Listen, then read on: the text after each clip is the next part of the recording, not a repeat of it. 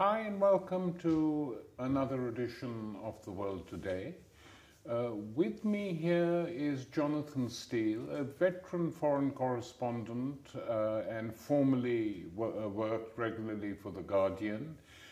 He's visited virtually every part of the world I can think of, and I remember very well being with Jonathan when he first arrived in Moscow during the Gorbachev years as the Guardian's correspondent in that country, and subsequently discussed both the Soviet withdrawal from Afghanistan and then the new invasion of Afghanistan, which happened after 9/11. Jonathan still writes occasionally for The Guardian. He is an essayist also for the London Review of Books. Jonathan, very glad to have you with us. To be here. Let's discuss first by seeing whether anything is going to change. First in the Middle East, where you've been not so long ago in northern Syria, but also elsewhere in the world with the advent of a strange amalgam of right-wing populism that we're seeing now in the United States with Donald Trump. Do you think that Trump is actually going to change US foreign policy? Let's start in relation to Syria and what's happening in the Middle East. Well, during the campaign, he certainly made a lot of criticisms of Obama's policy on Syria and what would have been Hillary Clinton's policy, particularly the issue of having a no-fly zone in northern Syria. This would have been a complete disaster. I mean, it will be a complete disaster if they go ahead with it, because obviously it means that American planes would be policing the skies over northern Syria and risk shooting down a Syrian plane or even worse, a Russian plane. And we could be on the verge of World War III if the US and Russia got into military confrontation like that. So he's criticized that. He's also criticized the fact that the Americans are helping these so-called moderate rebels, saying pretty much, how do you know who they are? You haven't any idea who these people are you're arming and financing in northern Syria. And thirdly, most importantly, he said that he'd rather see Bashar al-Assad remain in power in Damascus rather than have Islamic State Daesh take over. Well, were these policies to be implemented, Jonathan, it would mark a turnaround. It would indeed. I mean, the caveat, of course, is that there's huge pressure of the military machine, the sort of imperial machine in Washington, that tries to make a prisoner of every president. I mean, I think people had some high hopes when Obama came in 8 years ago because of his fact that he's a man of color. He had lived in Indonesia for a time. He'd seen in his autobiography, he describes how badly Americans behaved in Indonesia to the local people, and he was outraged. So one felt that he might be an anti-imperialist when he got to power, but nothing of that kind happened. Made no difference at all. No. He was a little bit more restrained. Of course, he did resist the pressure to bomb Damascus and other parts of the Syrian government apparatus after the issue of the chemical weapons came up. So he has been restrained. And again, on Libya, he was a bit more restrained. But in Afghanistan, Pakistan, he supports these drone strikes. In Yemen, now in Iraq, he's supporting what's going on there. So he's been very disappointing. Jonathan, what is the picture you have in your mind of what has been happening in Syria? How rapidly was it, in your opinion, that the United States effectively took the opposition over? Well, the United States supported the opposition pretty much from the beginning. And the American ambassador in Damascus, Robert Ford, actually went and supported the protests in Homs and Hama fairly early on, and still in 2011. So it was quite clear that they were sort of on the side of the anti-Assad forces. When they actually started to arm the opposition is not entirely clear, but it was done, as you mentioned in your question, indirectly, through Qatar, through Saudi Arabia, and allowing Turkey to have an open border to allow the jihadis to come through from the north. So, and then the US CIA, we know perfectly well, was training their own rebels And on the southern front, which is less often talked about, in Jordan, British and American special forces were arming and training rebels on the southern front, which is actually nearer to Damascus than the northern front. So one could then say that from the very beginning of this uprising, the West was determined to use it, manipulate it, take it over to bring about regime change. I think that's pretty clear, yes. They've said quite in terms that Assad has no future, it's time he left, he must go, and so on. They said that from the beginning, which was quite extraordinary. I mean, most regime change is done covertly. This was absolutely overt. And so it's not at all surprising that the Syrian army or the pro-loyal elements in the Syrian army decided to resist. There was no mutiny or anything inside the Syrian armed forces, apart from some carefully orchestrated and well-organized defections, which also happened in Libya. No, but there were defections that were genuine defections at the lower levels. I mean, it's a conscript army in Syria.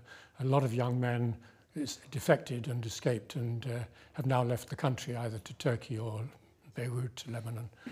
So there was a sort of genuine defection, which is one of the reasons, I think, why Assad has had to rely on Hezbollah to come in, who are much more motivated than some of the Syrian conscripts, and also Iranian forces, special forces, have come in and helped. And finally, of course, his appeal to Putin to send in support to keep the West at bay. I mean, that's the sort of final episode in this, appealing to outsiders to come in and help sustain the regime. Well, I think there was a time, actually, in the middle of last year when the Assad government army was really in a very weak position and risked losing parts of the north. I mean, they've already lost the whole control of the border area. They lost that in the first year and a half or so. Then they lost the town of Idlib, which is quite near Turkey on the northern western front. And there was a risk that they might have lost some other cities too, and even Aleppo. So that's why I think they called on the Russian Air Force to come in a big way. And of course, it's been pretty effective. It has not only shored up the Assad regime in Aleppo, but has prepared the ground for a possible victory by Assad people in eastern Aleppo. What will that leave in Syria? I mean, effectively, what we've been seeing since 2003 is a set of actions by the United States and its allies which are breaking up countries. Iraq is occupied even before the invasion and occupation of Iraq. Northern Iraq, the Kurdish areas, were protected by the West and regarded by many as effectively a sort of US-Israeli protectorate in northern Iraq. With the invasion in 2003, we've seen a very carefully provoked Shia-Sunni divide in that country, which has led to further rifts. And it's an open question now whether Iraq can or will want to remain a single state. The same seems to be happening in Syria. So what is your opinion on the way in which these states are being broken up and made into tiny Bantustans, or some sections of them being made into Bantustans for the West, while they'll be prepared to tolerate other forces in other parts of the country, so that ultimately it doesn't matter much to them whether who's in power in what is formerly the capital city, as long as the country is broken up? Well, as long as the country is weak, it doesn't necessarily have to be broken up. It has to remain weak. And so a country that has a sort of permanent counter-revolutionary guerrilla war going on is obviously a weak country. I think that's more what's going to happen in Syria. Because not many people actually, apart from the Kurds themselves, want northern Syria, the Kurdish region, to be autonomous, let alone independent. And the International Syrian Support Group, which was set up about a year ago, which has everybody on it, including Iran and Saudi Arabia, Turkey, Qatar, Western countries, the US, of course, and Russia, have agreed that the country should remain a united country, Syria. They're not favouring a federal solution. So the Kurds, as so often in the past, are pretty much on their own and may be betrayed. At the moment, the US and Russia are both helping the northern Syrian Kurds because of the threat of Daesh, ISIS, and the Kurds are quite effective against them.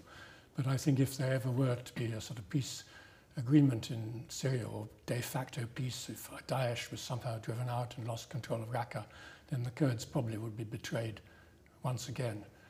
Iraq is a different story because, as you point out, the northern part of Iraq has been virtually independent for the last 25 years, since 1991, when a no-fly zone was set up after the first Gulf War. But that area is not, it doesn't kind of quite dare to declare independence. It doesn't need to. It's got independence. It's got oil now, and it exports that through Turkey.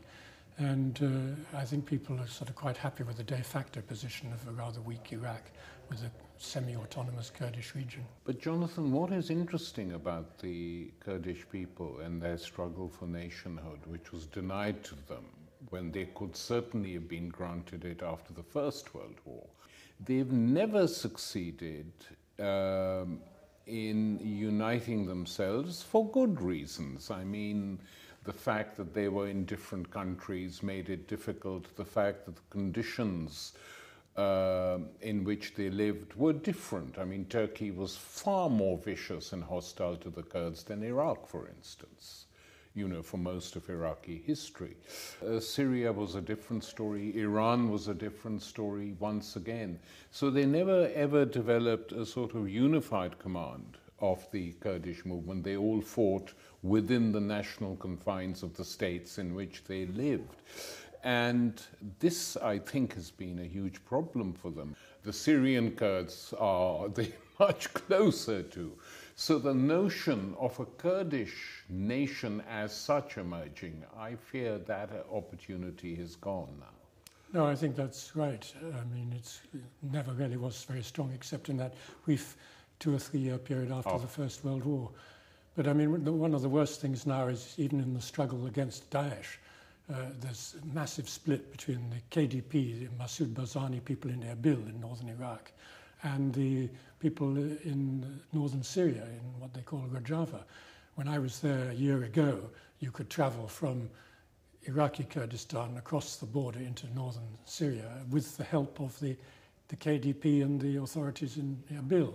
Then earlier this year, under pressure from Turkey, KDP blocked that border. And so it's almost under siege, northern Syria, with the part of the besieging forces being the Iraqi Kurds. I mean, this is absurd. So, Jonathan, the latest news which I read today, floating around on the web, is that both the United States and its British ally are trying to wipe the slate a tiny bit cleaner in relation to what they've been up to in Syria and Iraq, both in terms to the al-Nusra Front in Syria and ISIS in Iraq. Does this indicate, if true, does this indicate that they have decided that a turn in Syria is now necessary and that Assad has to be left alone and in power?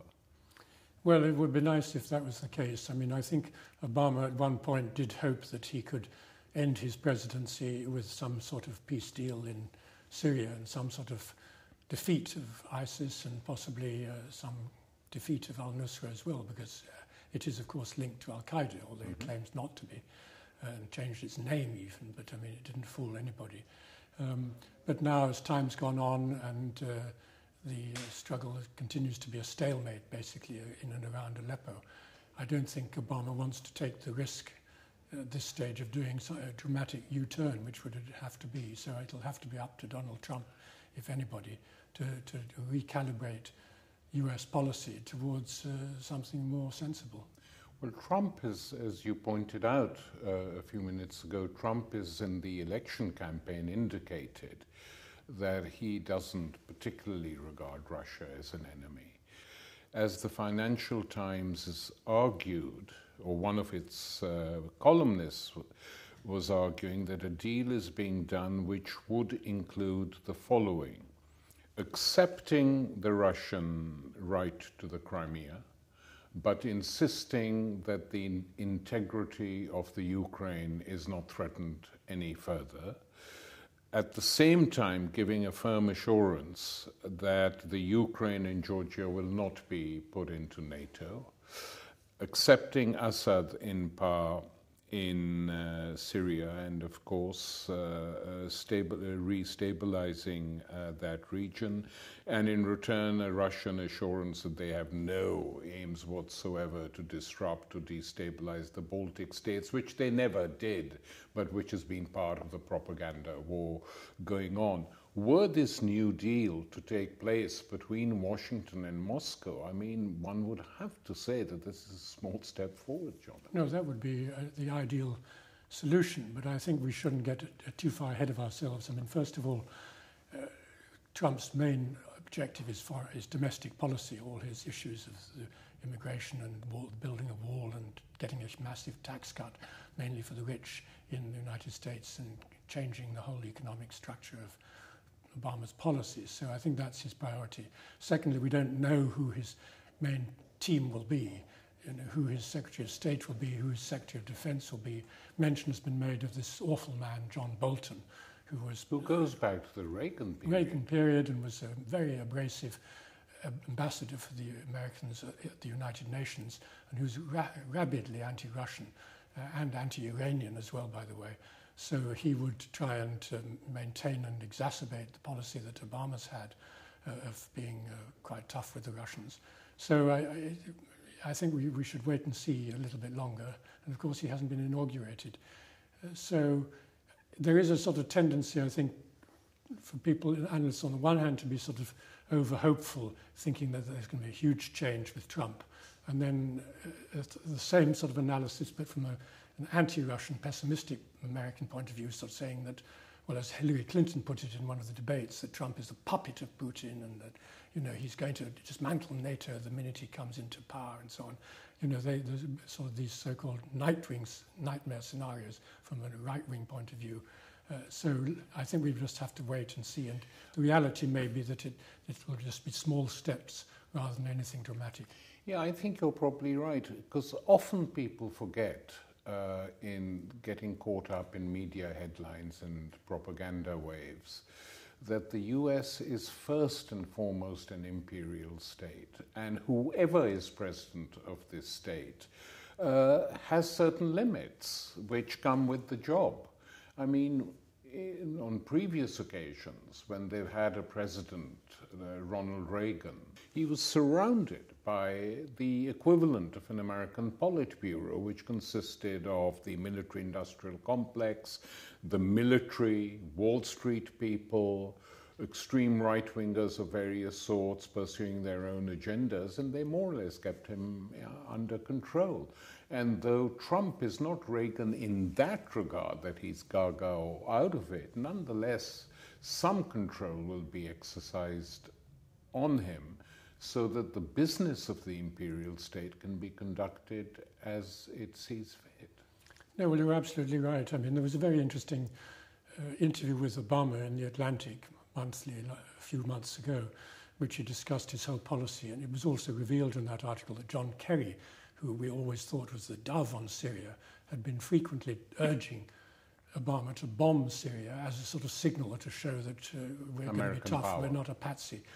And you almost got the impression from that Obama interview, which was very long and covered the whole waterfront, Libya, as well as everything else, that Obama was indeed a sort of prisoner in the White House, and he couldn't get out. And then coming back to what you said about Reagan, he did break out of the prison at one point with Gorbachev. Yes. And he signed this incredible agreement in Reykjavik to virtually dismantle all nuclear weapons.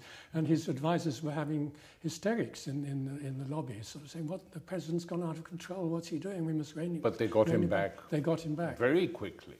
Very quickly. Well, not as quickly as they would have liked. So it was clear that Reagan wanted to have a dramatic change in policy. That came out. It wasn't behind closed doors. He said that himself. And then they reined back after they got back to Washington.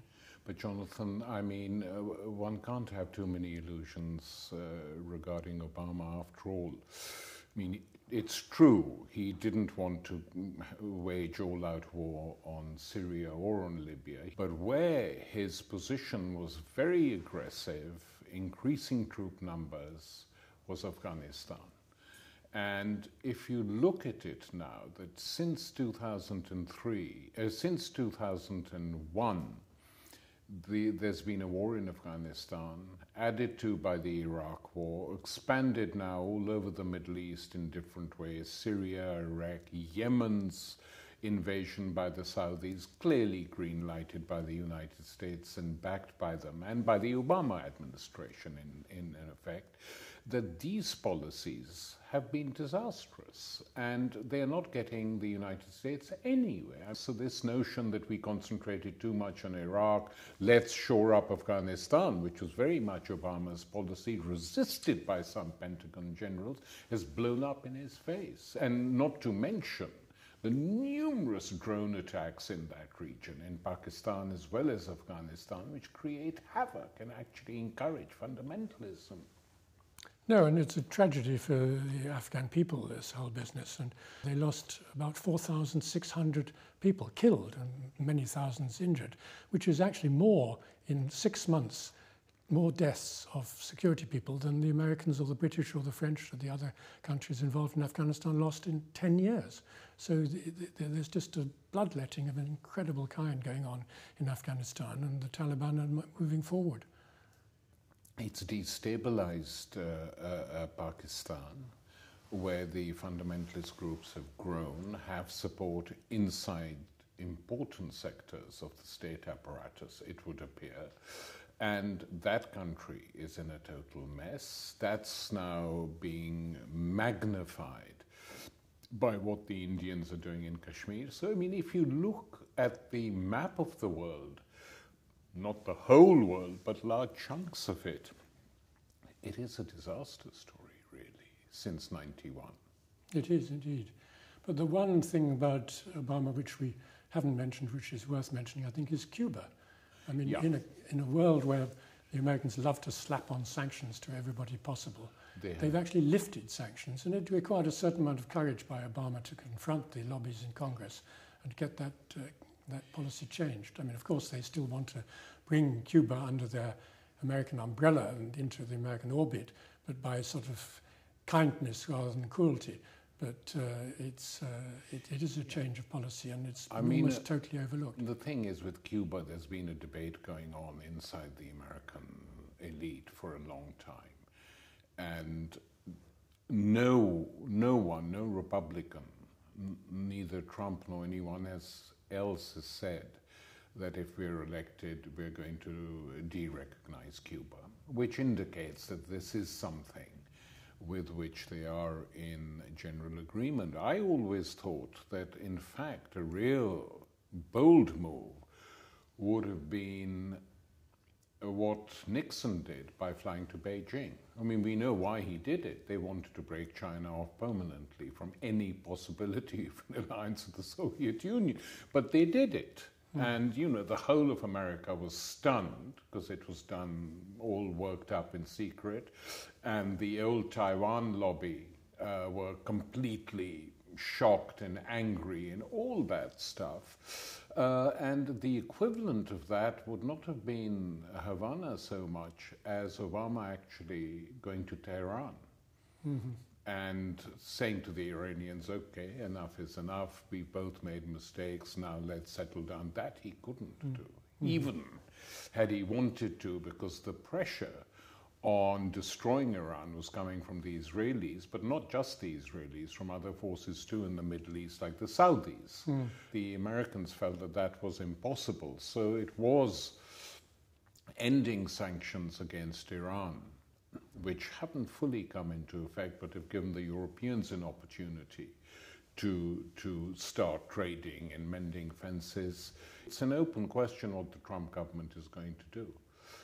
I think Trump himself probably won't like to change things, but certainly within his ranks there are people who absolutely hate Iran for a variety of reasons. So that becomes quite interesting, what's going to happen there. Well, Trump, I think, is on record in the campaign as saying very, very hardline things about Iran. But then he's also said hard-line things about Saudi Arabia, accusing them of being a completely medieval tyranny.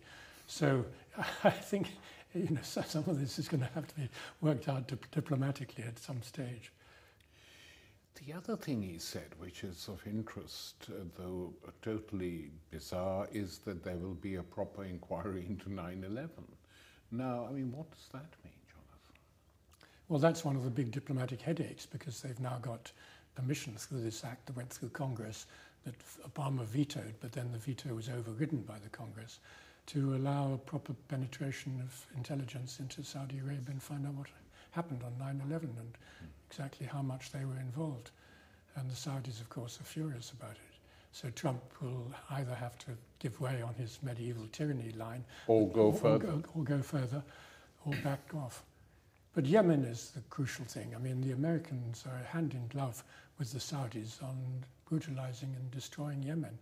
And it's just absolutely shocking, and it gets very little media coverage. I mean, the media, Jonathan, it does seem to one that the way in which these wars are now reported is so cynical and so blatant. There was always a link, of course, between the Foreign Office and the papers here, or the State Department and the American press. We know that. What's the point of pretending otherwise? But it was never as crude as this, both on the BBC and the liberal press, and in most issues the liberal and right-wing press together, in how wars are covered, not actually permitting even serious issues to be discussed except on very rare occasions. How do you explain this?